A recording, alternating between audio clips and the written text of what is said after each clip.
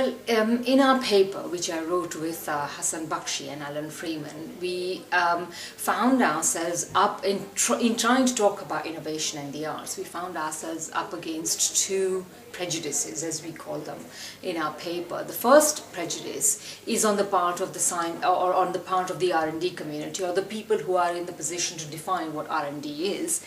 And although the definition as it is given in documents like the Frascati Manual and so on does not explicitly exclude the arts, indeed it is in its generality, you could argue that it would include the arts in the category of innovation. In reality, the ways in which they are implemented, for example in the tax code and so on, the arts are explicitly excluded. Only the natural sciences in fact are included in the concept of R&D. So that's one prejudice we find ourselves up against.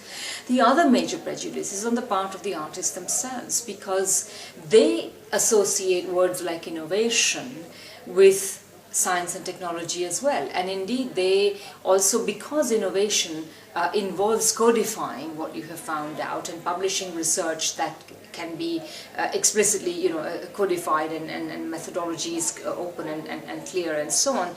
And there is a sense, there is a sort of assumption on the part of artists that what they do is somehow ineffable, as I like to call it.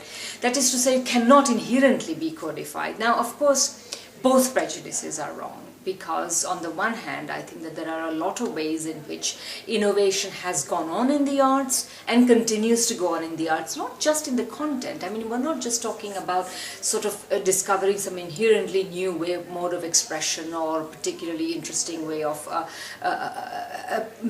like say a new choreography or a new type of painting or anything like that.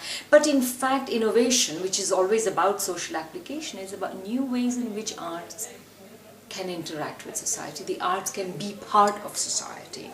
And I think that these things are constantly going on all the time. And on the other hand, what artists do, it's not true that it's not codifiable. It is codifiable, and a lot of it is codified, if only for the purposes of education. So one can think of how one instructs people in painting or musical notation or basic dance steps or what have you. I mean, a lot of art is codified. So in that sense, the arts are not intrinsically different, because at the same time, for example, you can see that a scientist who may think of some new invention or whatever, that itself is based on some element of some ineffable element. How exactly they make the leap from what we know now to something new that is then added to our stock of knowledge is also so these are the two main difficulties we've had.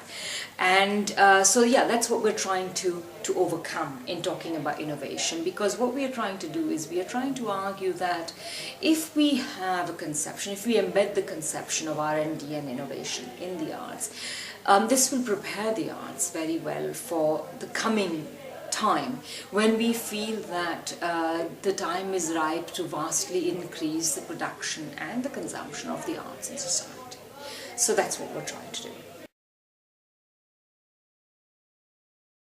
Well, of course, a part of our persuasion effort is directed towards arts organizations themselves, and we are basically inviting them to see their relationship with society with fresh new eyes and open themselves up to new ways of engagement. So whether it is sort of making, say, art part of the healing process in health, for example, or new ways in which art interacts with education, and so on and so forth. So we're asking the arts to become open to these ideas, and also become open to new ways in which producers and consumers of art relate to each other, and how sometimes, increasingly, they can be the same person or the same groups of people.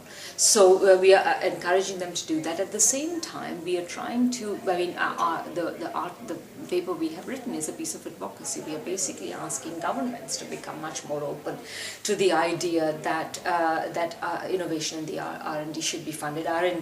Innovation in the arts, or R&D on the parts of arts organizations should be funded. So these are the ways that we feel that the arts organizations can become more involved, and also in, of course, lobbying governments to say, yes, now we understand, we want to do R&D and we want you to fund the R&D we do. And then we also lay down some other terms. For instance, of course, many arts organizations are very small, and it may be very well the case that in the initial phase the R&D may be funded R&D will be funded in organizations that are large enough to benefit, and also then to disseminate the results of R&D. But arts organizations can also become nodes, or offer to become nodes for the creation and dissemination of R&D in the arts. So these are the ways in which we feel that arts organizations might become more involved in R&D.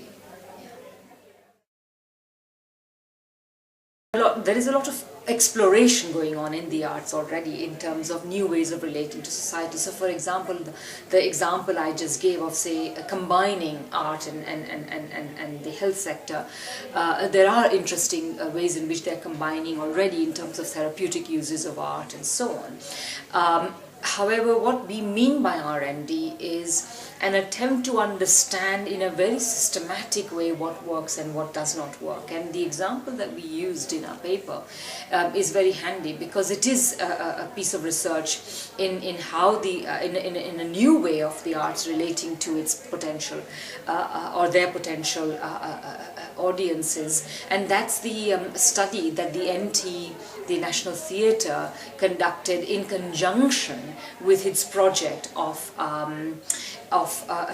broadcasting in high definition the production of its plays across England and in fact internationally.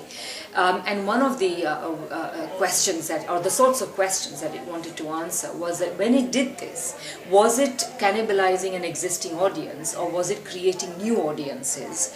And so it had a systematic methodology of attempting to discover this, and so this project has been undertaken, and this gives a new interest or a new, how can you say, new knowledge about what might work and what might not work in increasing, as I say, the potential audience for the NT. So that's a very good example, and other such studies can be conducted. You can also, I was just talking with somebody right here who I believe is going to be speaking about her research in the coming days, who was telling me that she is doing a study of the Friends of the Tate Gallery. Which is an organization that has lasted for 50 years, and such historical research can also give us new insights into how the ways in which the Tate has been used have changed, and what this can tell us about how they may change in the future. So this is also fundamental research, which is part of R&D. Which can give you new insights into how audiences have interacted with particular types of access to the arts, such as an art gallery like the Tate, and what can happen in the future, what can be expected to happen in the future.